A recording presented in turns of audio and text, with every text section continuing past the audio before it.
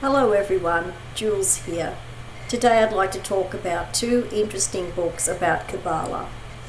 The first one is called The Kabbalistic Mirror of Genesis by David Chaim Smith. This is a commentary on the first 3 chapters of the book of Genesis. And on the cover, it features the artwork of David Chaim Smith, who is quite well known for his esoteric art drawings.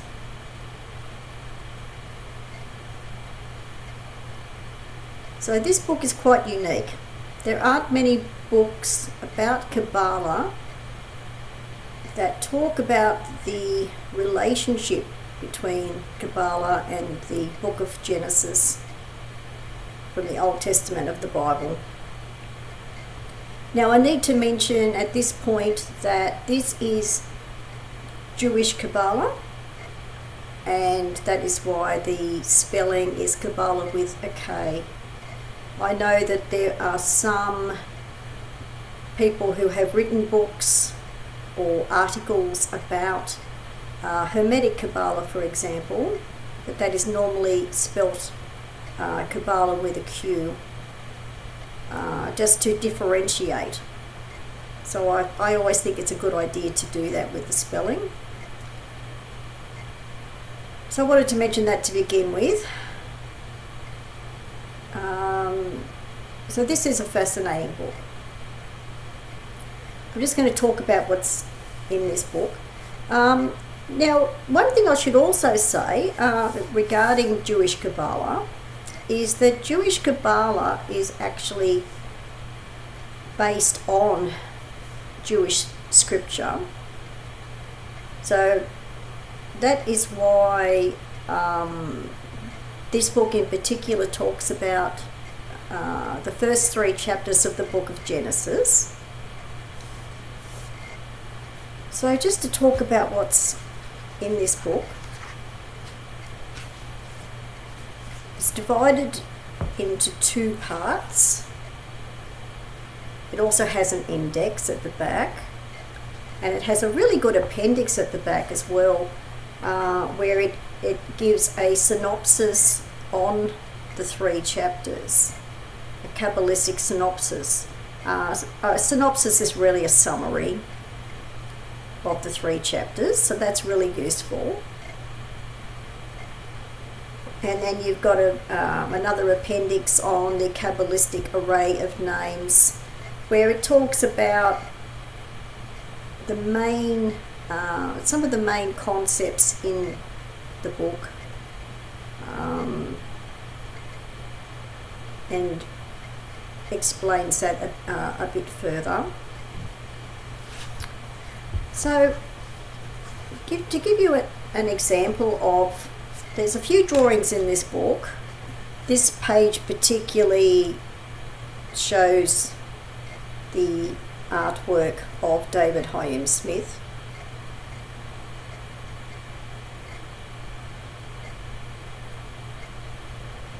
There's some other black and white drawings in here as well, and diagram, pictures like that. But it's mainly commentary in this book. So this is particularly Jewish Kabbalah symbolism.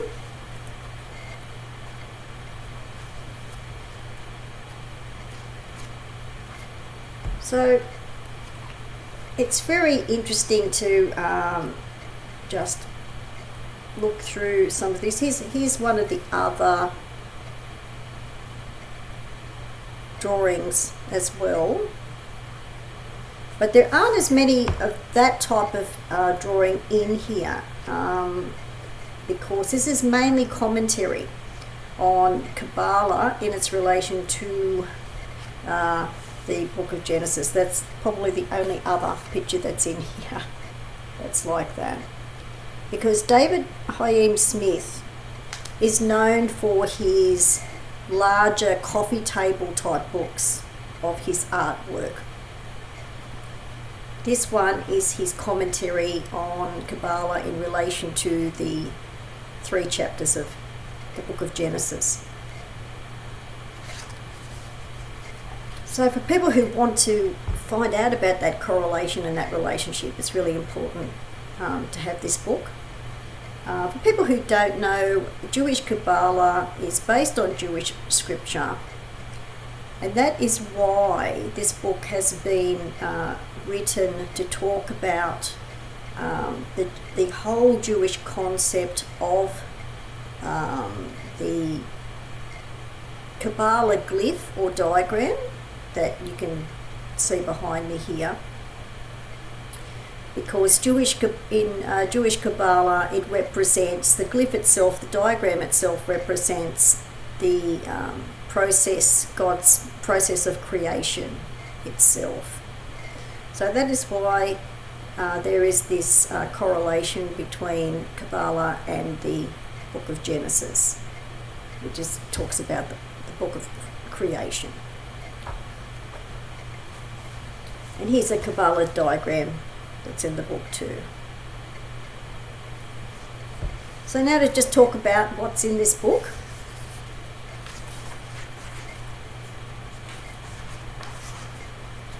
So the book is in 2 parts. Part 1 is called The Window of Manifestation. Chapter 1 is called The Essential Nature of Creativity. Chapter 2 is called The Blueprint of the Creative Process, and that is the commentary on the first chapter of Genesis. And of course the introduction is very worthwhile reading. But before that, here's another. There's probably about 4 of these sorts of types of drawings that David Chaim Smith is known for. Then in part 2, you have the part that's called Primordial Gnosis, and it's this is to do with the Edenic state, the Garden of Eden. So that is the commentary on the 2nd chapter of Genesis. And then you've got chapter 4, which is a commentary on the 3rd chapter of Genesis.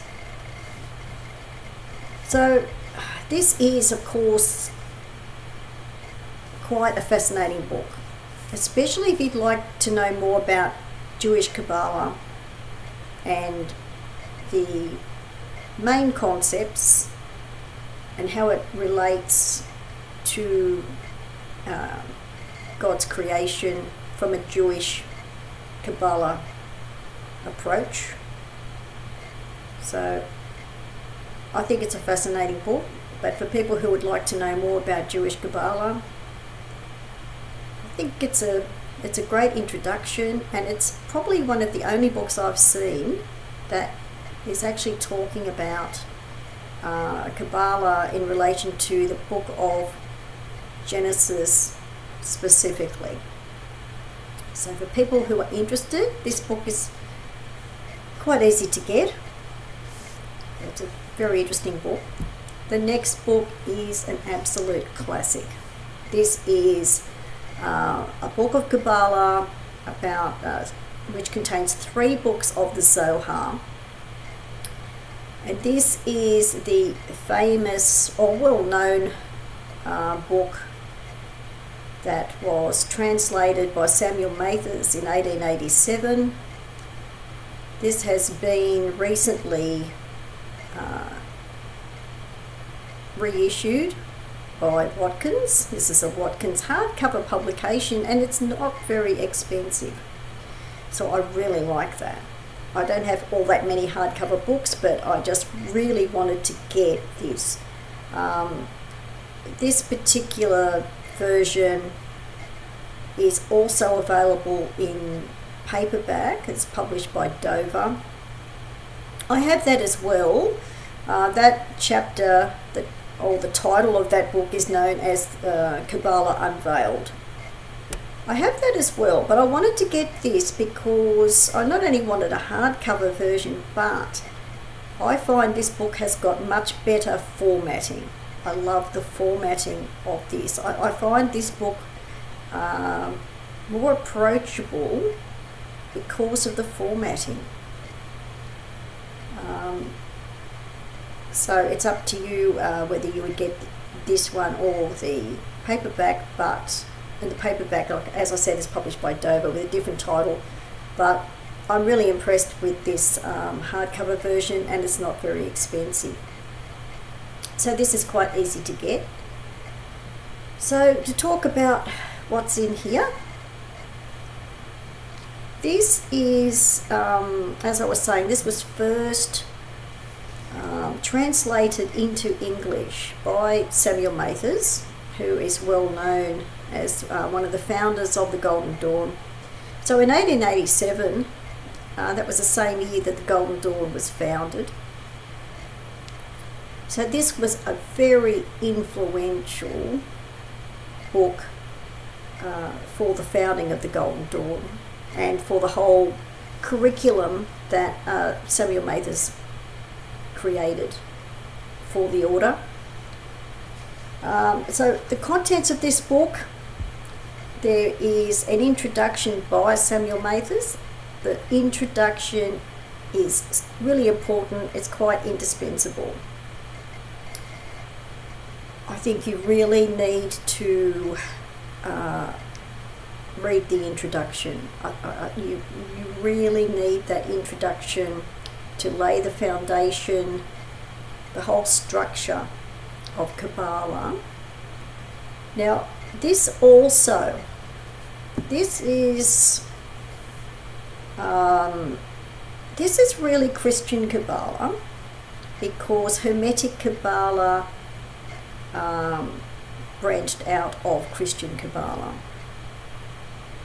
So the line of sequence is Jewish Kabbalah first, then Christian Kabbalah, then Hermetic Kabbalah.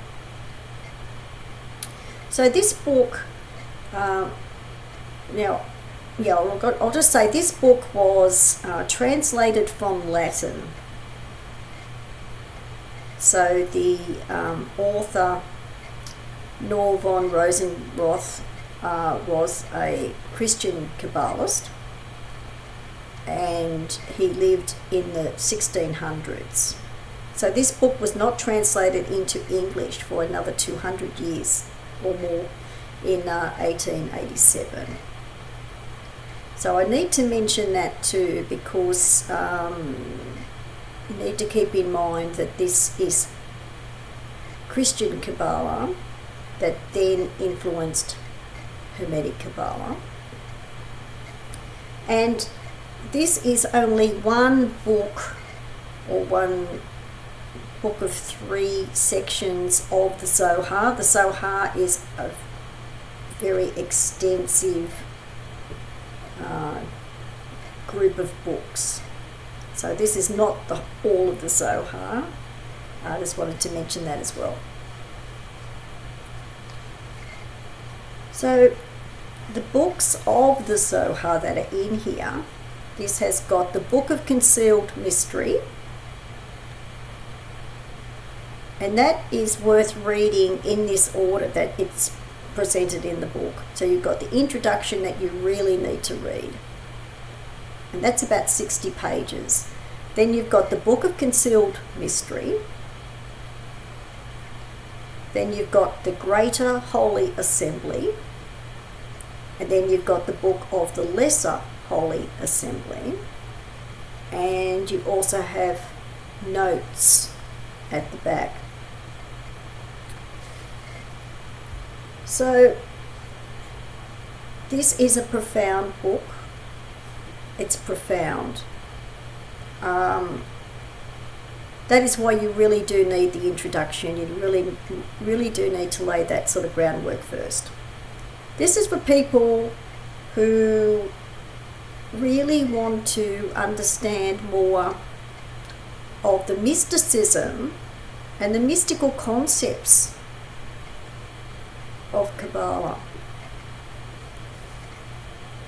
So that is why this is not a straightforward book. For a lot of people, this may be something that is just too profound. But the introduction is very good for explaining a lot of the concepts. But I do have to say that after the introduction and you get into the actual sections of this book. Now this is why it's called, overall, this book, well, the first book is called the Book of Concealed Mystery. So that word mystery is telling you that this book is profound, and this is mysticism. This is Jewish mysticism. So you need to keep that in mind. This is for people who want to use this book not only to understand the mysticism of Kabbalah, but I personally use this book for esoteric and spiritual reflection, because it is so profound and it is perfect for that. And then you've got the Greater Holy Assembly and the Lesser Holy Assembly. The Lesser Holy Assembly is like a shorter version of the Greater Holy Assembly. I actually prefer to read the Lesser Holy Assembly because it's only about half the length. To me, it's almost like a summary of the Greater Holy Assembly. And of course the notes are very worthwhile at the back as well. Yeah, it really is a classic. It really is a classic. But this is for people who are not only interested, but they are particularly curious about the mysticism of Kabbalah and how Christian Kabbalah influenced Hermetic Kabbalah in particular. So it's really like the other book is for people who want to know the relationship between Jewish Kabbalah and the Book of Genesis, if you want to know about that relationship. And this book is about Kabbalah, particularly the mystical teachings. And if you wanted to know the concepts particularly of Christian Kabbalah and how they influenced Hermetic Kabbalah. But it is a classic. It is a spiritual classic. Because the Zohar itself is also considered as, a very holy group of books. By that, from a spiritual, just well regarded as highly regarded as a very spiritual group of books. It's like the Zohar is really the Jewish mystic Bible. So there's those two books, and I'll put some details below the video. Thanks for watching. Bye for now.